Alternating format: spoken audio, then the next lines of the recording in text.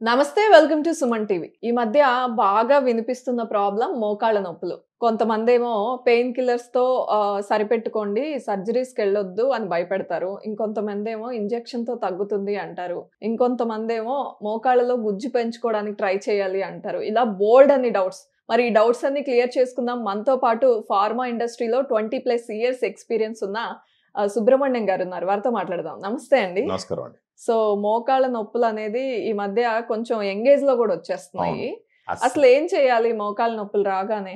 మోకాళ్ళ నొప్పులు ఎప్పుడొస్తాయంటే మేడం, ఇప్పుడు తొడ ఎముక, కాలు ఎముక మధ్య మోకాలు ఉంటుంది హ్మ్. కదా! మోకాల దగ్గర గుజ్జు అంటాం మనకు అర్థం కావడం హ్మ్. కోసం. దాన్ని మనకు మెడికల్ భాషలో ఏందంటే ఆర్టిక్యులర్ కార్టిలేజ్ అంటారు. హ్మ్. ఇప్పుడు మీరు తక్కువ వయసులో కూడా మోకాళ్ళ నొప్పులు వస్తున్నాయని అంటున్నారు కదా! అవును. ఎందుకంటే ఫిజికల్ యాక్టివిటీ లేకపోవడము, ఆ ఓకే. మోకాళ్ళ దగ్గర ఉన్న కండరాల్లో బలం లేకపోవడము, హ్మ్. వెయిట్ ఎక్కువగా ఉండడము, సెడెంటరీ లైఫ్ స్టైల్ ఉండడము, హ్మ్. వీటన్నిటి వల్ల వయసుతో నిమిత్తం లేకుండా మోకాళ్ళ నొప్పులు వచ్చేస్తున్నాయి. కారణం ఏంటంటే ఈ గుజ్జు అరిగిపోతుంది. హ్మ్. ఈ గుజ్జు అరిగినప్పుడు ఏమవుతుందంటే ఈ 2 ఎముకలు రాపిడి వల్ల నొప్పొస్తుంది. హ్మ్. కానీ అన్‌ఫార్చునేట్‌గా నొప్పని రాంగానే మనకు మైండ్‌లోకి వచ్చేది ఏంటంటే నొప్పులు తగ్గించేటటువంటి పెయిన్ కిల్లర్స్. అవును. పెయిన్ కిల్లర్స్ అనేటివి ఓన్లీ సింప్టమాటిక్ రిలీఫ్ మాత్రం ఇస్తాయి. ఓకే. ఇప్పుడు అప్పటికప్పుడు. అప్పటికప్పుడు యేసుకుంటాము. ఒక అరగంటలో తగ్గుతుంది. మళ్ళీ ఇంకో 2 గంటల తర్వాత మళ్ళీ నొప్పొస్తుందనమాట.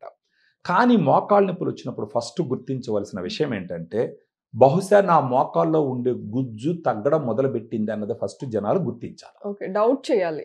ఖచ్చితంగా డౌట్ చేయాలా. అది గుర్తించాలా. తర్వాత డాక్టర్ దగ్గరకు పోతే ఎక్స్‌రేలు తీస్తారు. వాళ్ళు చెప్తారు. గ్రేడ్ 1, 2, 3, 4లో హ్మ్. ఉందనేసని. ఇప్పుడు ఫస్ట్ వాళ్ళు చేయాల్సింది ఏందంటే, నొప్పులు తగ్గించేటటువంటి పెయిన్ కిల్లర్స్ మీద కాదు డిపెండ్ అవ్వాల్సింది. ఆడ మోకాల్లో గుజ్జు తగ్గుతుంది కదా! ఆ గుజ్జుని మళ్ళా పూర్తిగా కరిగిపోకుండా దానికి ఆనకట్టేయాలి ఫస్ట్. ఓకే. తర్వాత ఆ గుజ్జును పెంచుకునే ప్రయత్నాలు చేయాలి. గుజ్జు ఓకే. పెరగడం అనేది కొంచెం స్లోగా జరిగేటటువంటి ప్రాసెస్. హ్మ్. కానీ గుజ్జు పూర్తిగా అరిగిపోకుండా ఆపడం అన్నది ఇమ్మీడియేట్ ప్రాసెస్. ఓకే. దాని గురించి ఆలోచించినప్పుడు గుర్తుపెట్టుకోవాల్సింది ఏంటంటే గ్రాండ్ వాక్. ఓకే. ఈ గ్రాండ్ వాక్ అనేది ఏంటంటే దీంట్లో ఇది సప్లిమెంట్. ఇది హ్మ్. Natural dietary supplement. హ్మ్. ఈ గ్రాండ్ వాక్‌లో 8 రకాల ఇంగ్రీడియెంట్స్ ఇవ్వడం జరిగింది. అన్ని సప్లిమెంట్సే. ఓకే.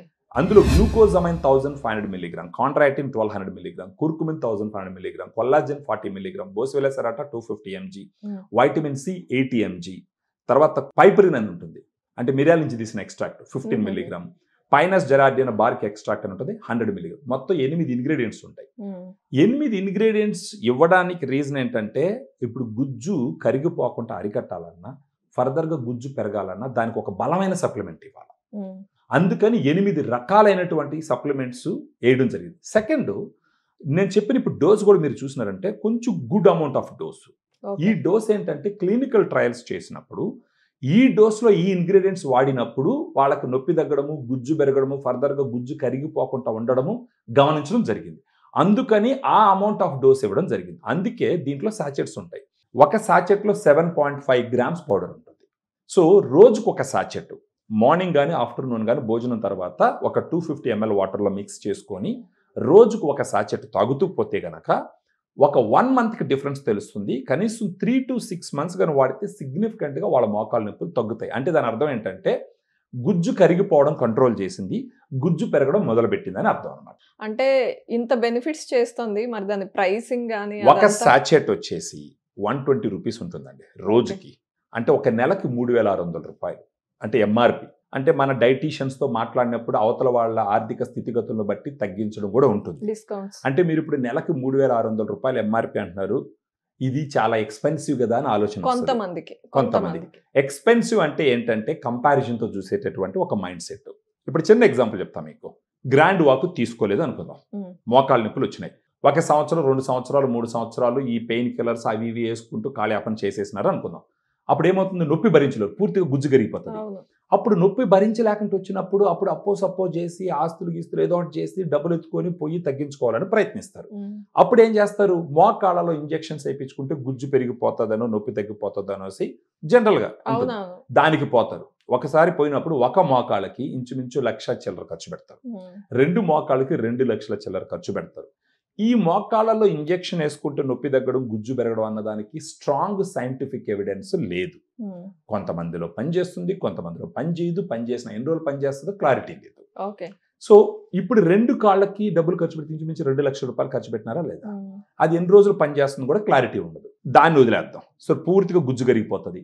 అప్పుడు ఒకటే ఆల్టర్నేటివ్ డెస్టినేషన్ ఏంటంటే మోకాళ్ళ మార్పిడి ఆపరేషన్. అది మంచిది, it's not bad, it's good actually. కానీ మోకాళ్ళ మార్పిడి ఆపరేషన్కి వెళ్ళినప్పుడు ఒక కాలుకి ఇంచుమించు 2 లక్షల చిల్లర ఖర్చు అవుతుంది, 2 కాళ్ళకు కలిపి 4 నుంచి 5 లక్షల రూపాయలు ఖర్చు అవుతుంది. సో ఈ అమౌంట్ ఒక పక్కన పెట్టండి. ఇప్పుడు గ్రాండ్ వాక్ అయ్యే అమౌంట్ కంపారిజన్. ఇప్పుడు నెలకి ఏం చెప్పినాను, 3 నుంచి 3,600 రూపాయలు. సరే 3,000 తీసుకుందాం నెలకి డిస్కౌంట్ తర్వాత. 12 నెలకి ఎంత అయింది, 12 కూడా 36, అంటే 36,000 రూపాయలు సంవత్సరానికి అయింది. ఇప్పుడు 10 సంవత్సరాలు గ్రాండ్ వాక్ వాడుకున్నారనుకోండి, 3,60,000 రూపాయలు ఖర్చు అవుతుంది. రైట్. సో న్యాచురల్ గా గ్రాండ్ వాక్ లాంటి ప్రోడక్ట్ తీసుకొని మన శరీరంలో దేవుడిచ్చిన గుజ్జును కాపాడుకొని ఆపరేషన్ కి పోకుండా తొందరగా, లేదా ఇలాంటి ఇంజెక్షన్ లోటికి తొందరగా పోకుండా 10 సంవత్సరాల్లో 3 లక్షల చిల్లర ఖర్చు పెట్టడం ఏంటి, లేదా ఒకేసారి తీసిపోయి 2 లక్షలు 3 లక్షలు డంప్ చేయడము, లేదా 5 లక్షలు డంప్ చేయడము, ఏది కరెక్టో ఆలోచించండి. కానీ ఇంకొక డౌట్ అండి, ఇలాంటి గ్రాండ్ వాక్ వాడే వాళ్ళకి డయాబెటీస్ ఉన్నా లేకపోతే అదర్ లైఫ్ స్టైల్ డిసీజెస్ ఉంటే వాడొచ్చండి. ఇది ఎందుకంటే డైటరీ సప్లిమెంట్, న్యాచురల్ సప్లిమెంట్ ఇది. దీని ప్రిస్క్రిప్షన్ లేకుండా ఇప్పుడు మనం చెప్తున్నామంటే ప్రిస్క్రిప్షన్ లేకుండా వాడేటటువంటి అప్రూవల్ ఉన్న ఏ ప్రొడక్ట్ అయినా safe. Okay. So grand walk ప్రత్యేకించి సేఫ్. మీకు దీంట్లో షుగర్ ఫ్రీ అని ఉంటుంది, దీంట్లో ఆర్టిఫిషియల్ స్వీట్నర్ ఉంటుంది, ఇది ఇంకొకటి వచ్చేసి ఆరెంజ్ ఫ్లేవర్. ఇది వాళ్ళు ఒక 250 ml వాటర్ లో ఒక సాచెట్ మిక్స్ చేసుకున్నప్పుడు తాగేటప్పుడు రసనా లాగా ఉంటుంది వాళ్ళకి.